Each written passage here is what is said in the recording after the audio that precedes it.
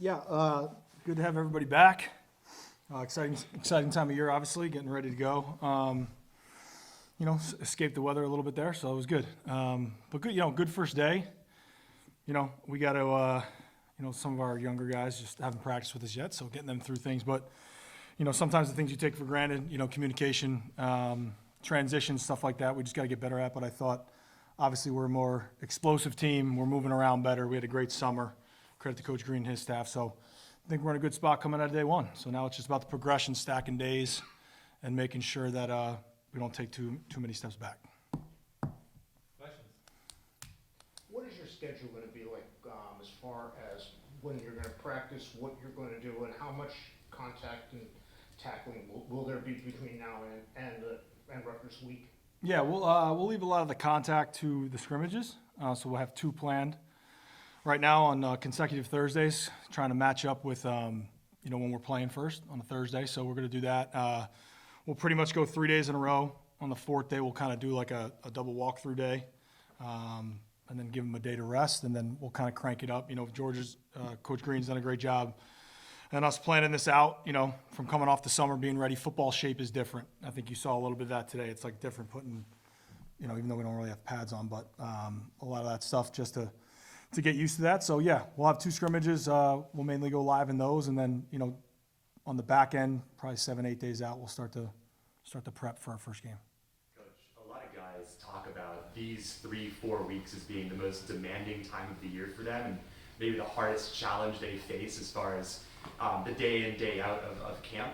How important is having a demanding 3-4 week period like this, both for building team chemistry, but also kind of toughening the players up to make sort of the game weeks easier than camp almost, if you will?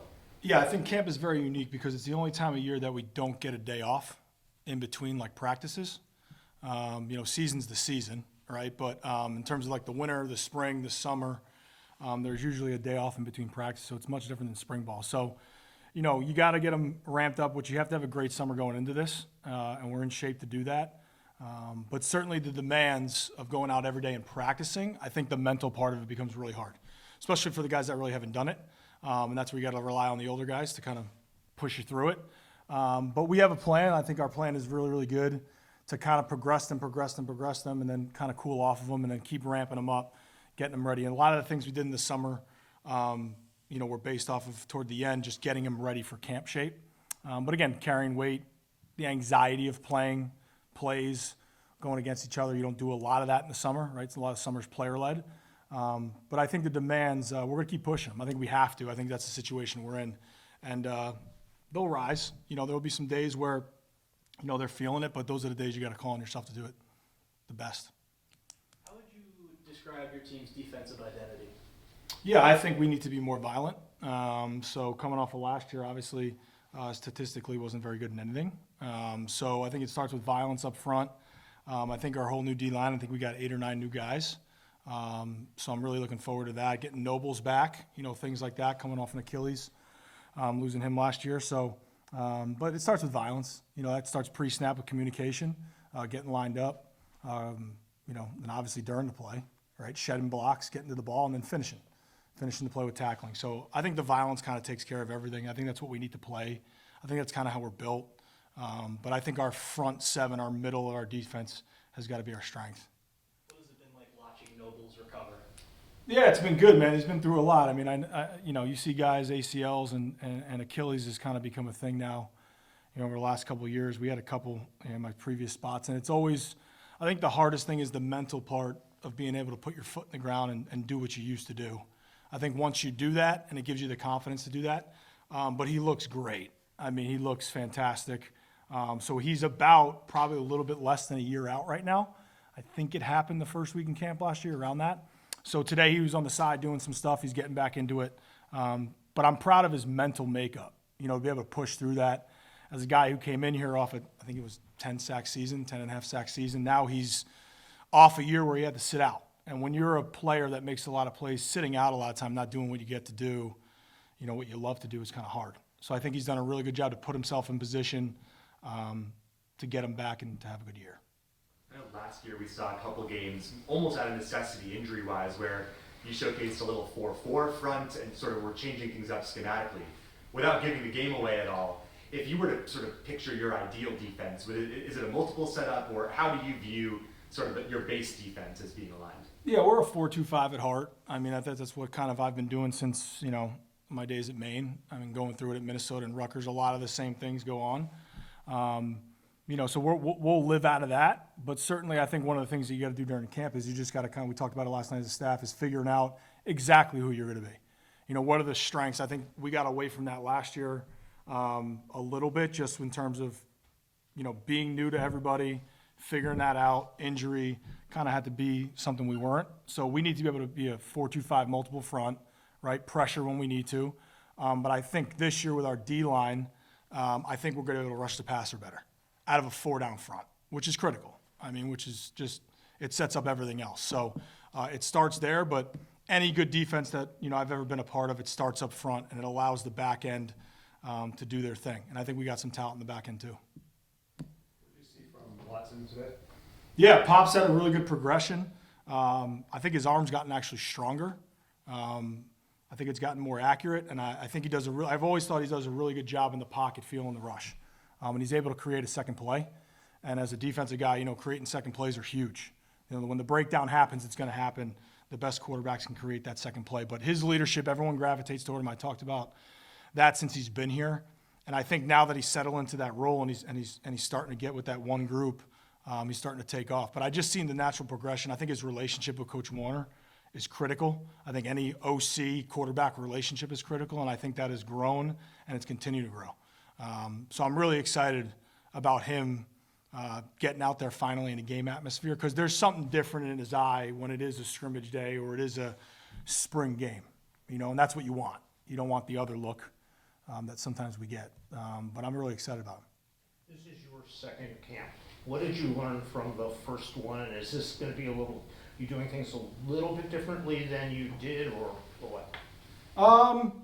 Yeah, I would just say it's going to be a little bit more of a job of just managing this team, because this team is completely separate than last year's team. So just how that goes with day-to-day operation, feeling them out, feeling the pulse of the team. But we got to push them. I've talked about toughness and connection with this team since January. We got to be more connected. When you're more connected, you care more, right? You become committed more and you become more consistent.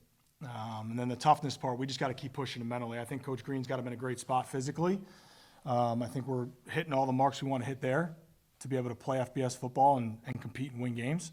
And now it's about connecting them. But, this team will be a day-to-day operation and manage them, but we got to push them for sure.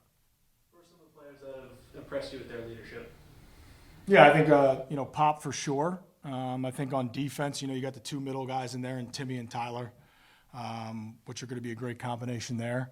I think our two corners, Isaiah Reed and TJ McGee, have done a really good job. Zoran's kind of been out. He played that whole last season with a shoulder. We got him cut right after the year. So he's always been like a silent leader, like an assassin. I think everyone's afraid of smoke in a good way. And then certainly offensively, I think we're growing that. I think it's always got to come from the quarterback spot. But certainly I think the people around him, I think JT does a great job leading the running back room.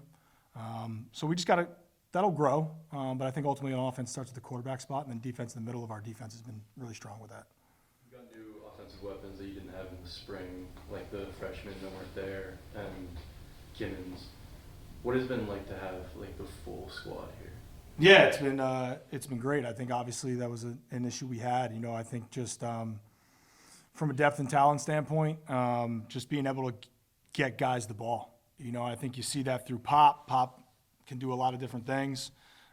Certainly on the outside now, we missed T.Y. all last year, right? And, we've talked about that. T.Y.'s been hurt since I've been here. I haven't really seen T.Y. play besides 2 quarters. He got in against Iowa in the first quarter, and that's when it was over, right? So him, Joe Griff, if you want to know what they're supposed to look like, they're supposed to look like Joe Griff, right? So now he's got to take this role and take this step and do what he's got to do every day, right, to become the player he wants to be. And then certainly in the running back room, I think that's way more depth than we had last year. I think it starts with JT. You got Faulkner coming back, and then you mentioned Curtis.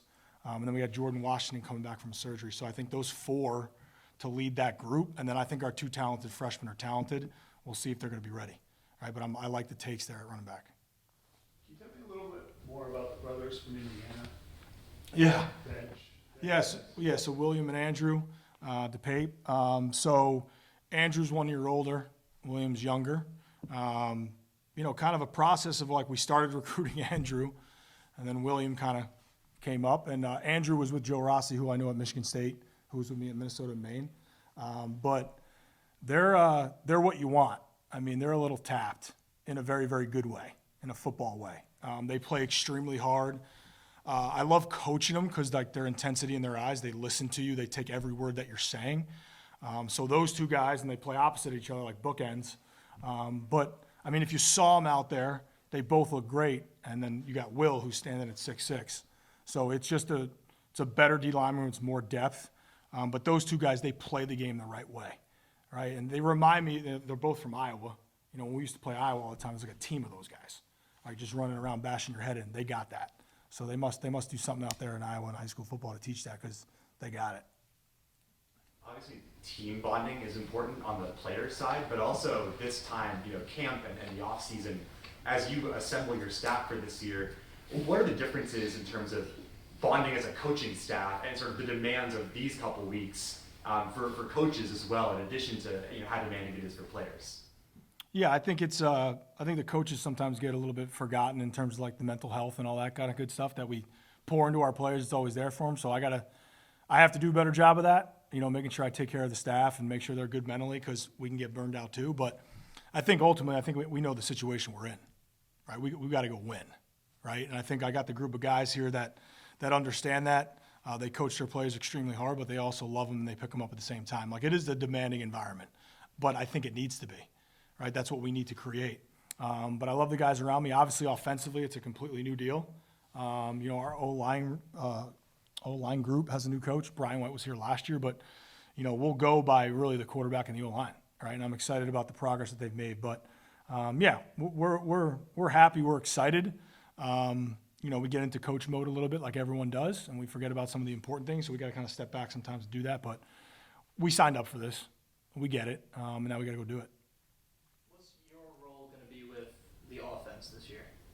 In terms of? Are you going to be, how involved are you going to be in the offense? Yeah, I think it's the same role that I've always had as a head coach. I think I've been around guys that have been very, very successful, right? And I think, my role as a coordinator and assistant coach, I always loved working for head coaches that gave me the ability to coach, but corrected the things that need to be corrected. And I look through, I think the great perspective for me is I'm a defensive coach. So myself and Max and getting together and talking about looks and stuff like that.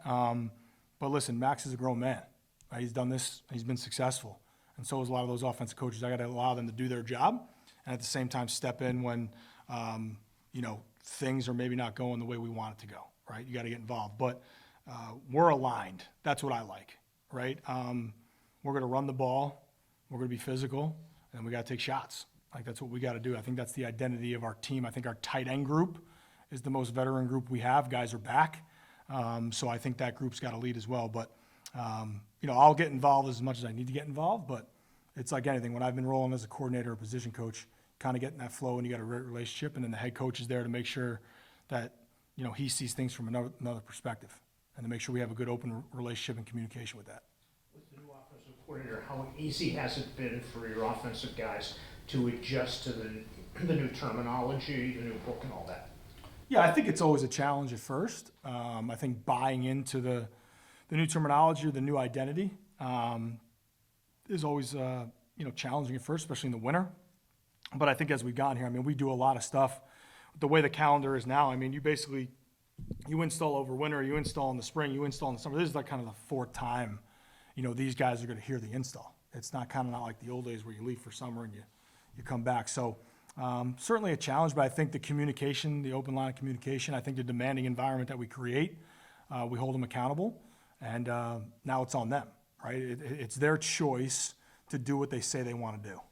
And I think that's what I lost my way on coaching well enough last year. Like we say we want to do something, we got to act that way in every decision we make, priority decisions. So we're doing that. I'm really excited. I think we're going to be multiple, and I can't wait for those guys to get out there and just show what they can do. What happened with R.J. Johnson? He transferred out. Yeah, I'll leave it that, I wish RJ the best. He landed at a good spot. and just things just kind of, we made the decision for both parties just to separate.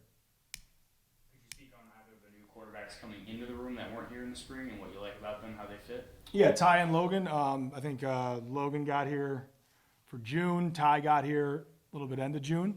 So certainly with Pop's leadership in the room and him taking that role, I think those guys have done a good job.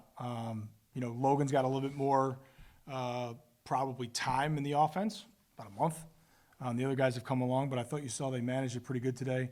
Logan's extremely smart, good player, and then Ty's got a live arm, right? And he's just learning it. So I think the combination. I think there's a lot of similarities between Logan and Pop in terms of what they can do, and then obviously can't forget about the young guy there who's got probably the biggest hose on him, right? The arm. So we're developing him, but I think the two guys have done exactly what they're supposed to do, and now they just got to get the reps in and keep going.